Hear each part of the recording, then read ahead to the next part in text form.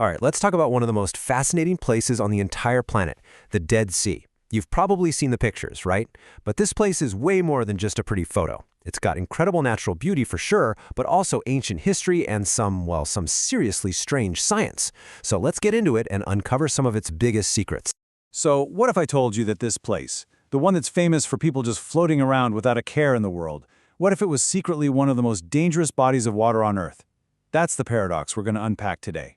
That iconic, effortless float is just one side of the coin. The other side, it involves a hidden danger, where the very thing that makes it so cool is also what can make it life-threatening.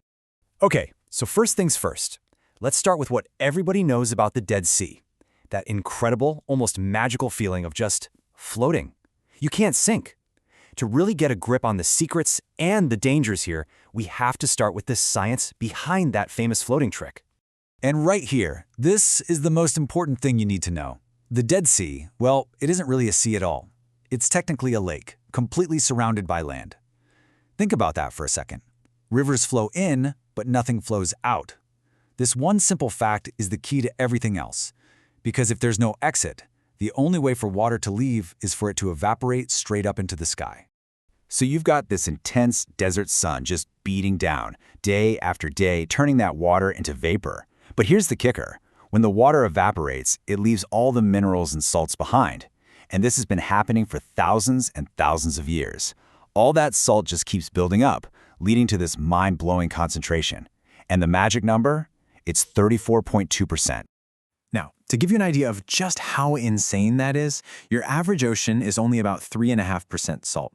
So the Dead Sea is nearly 10 times saltier. That makes the water incredibly dense. And it's that density that makes you so buoyant you just pop right up to the surface. It's like you're a human cork. But this crazy high salt content does more than just make you float. It creates some truly bizarre stuff. We're talking about phenomena you just won't see almost anywhere else on the planet. For example, have you ever heard of something scientists call salt snow? Okay, check this out. The process is called salt fingering, and it's wild. It all starts at the surface, right? The sun is blasting it, evaporating water, and making that top layer super salty and hot.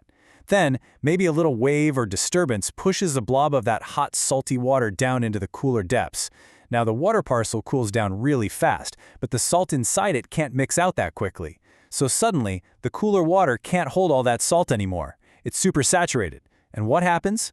The salt precipitates out into tiny crystals, and it literally snows salt down to the bottom. Get this, it adds about 10 centimeters of solid salt to the lake bed every single year. All right, so this amazing buoyancy is what makes the Dead Sea a huge tourist destination, right? But here's the twist. The very same thing that makes it so fun is exactly what makes it so treacherous. This is where we get to that hidden danger I mentioned. And this quote from someone on Reddit, man, it just perfectly captures that visceral fear you feel once you realize what's going on. I just had a panic attack thinking about not being able to roll over. It's because you're in this totally disorienting place where all the rules your body knows about being in water, they just don't apply anymore. And this is what's known as the drowning paradox. The problem isn't sinking. The problem is that if you flip over onto your stomach, the water is so buoyant that it pushes your legs up hard. So hard that it acts like a lever, pushing your face and head down into the water. And trying to get your feet back underneath you to stand up, it can become this desperate, exhausting fight against the very water that's holding you up. And if your head does go under and you swallow some of that water, the situation gets bad fast. This is not like swallowing a mouthful of ocean water. We're talking about a full-blown medical emergency. The water is so packed with minerals like calcium and magnesium that it's basically toxic. It causes a unique and severe kind of poisoning that can just completely overwhelm your body's systems. Just how devastating can it be? Well, one medical study looked at adult poisoning cases there and found a mortality rate of 19%. That's almost 1 in 5. This is absolutely not a place you want to be careless. So please, if you ever go, you have to follow the safety rules. It's simple stuff, but it's critical. Always float on your back. Never, ever dive or put your head underwater.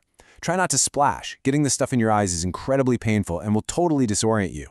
And maybe the most important rule of all, don't go in alone. Okay, so with all this talk about extreme salt, drowning paradoxes, and actual poison, it kind of makes sense why they call it the Dead Sea, right? But is that name really accurate?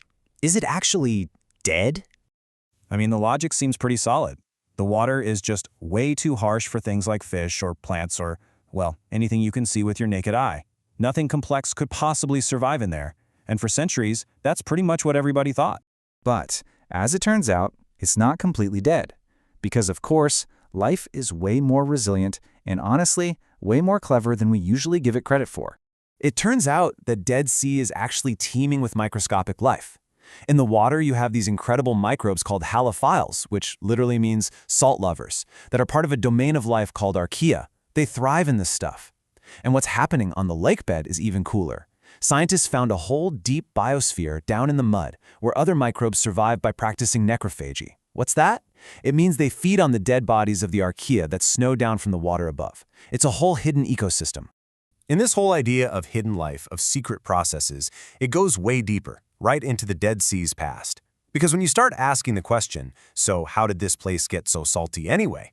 Well, you don't get just one simple answer. You get two very, very different stories. On one side, you've got the mainstream geological record. This is the story of slow, gradual, natural change happening over thousands and thousands of years. But on the other side, you've got these alternative theories. And these often point to ancient texts and suggest that something sudden, something catastrophic happened here. So let's break down these two competing ideas.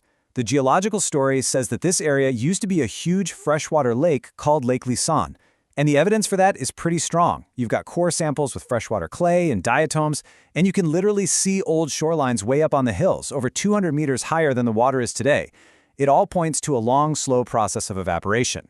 Now, the alternative theory suggests this was a freshwater lake, but it was surrounded by big cities, pointing to accounts like Sodom and Gomorrah. In this version, the saltiness wasn't gradual. It was caused by a single, massive, cataclysmic event, maybe involving sulfur-based weapons. And the evidence they point to? Things like huge sulfur deposits and what look like blast craters in the area. So no matter which story of its past you lean towards, this absolutely unique place, this hub of scientific wonders and ancient mysteries, is now facing a very real, very modern threat. The fact is, it's disappearing. Think about this. Its shores are already the lowest point of dry land anywhere on Earth, more than 430 meters below sea level. And it's sinking, because the rivers that are supposed to feed it are being diverted for things like agriculture and industry. The water level is dropping by more than a meter every single year. And that leaves us with a pretty sobering final thought, doesn't it? The Dead Sea is like this incredible natural archive. It's preserved a unique record of Earth's geology, of extreme life, and maybe even of major human events. So as it continues to shrink, you have to ask yourself, as this natural wonder disappears, what other secrets about our planet, and maybe even about us, are being lost forever?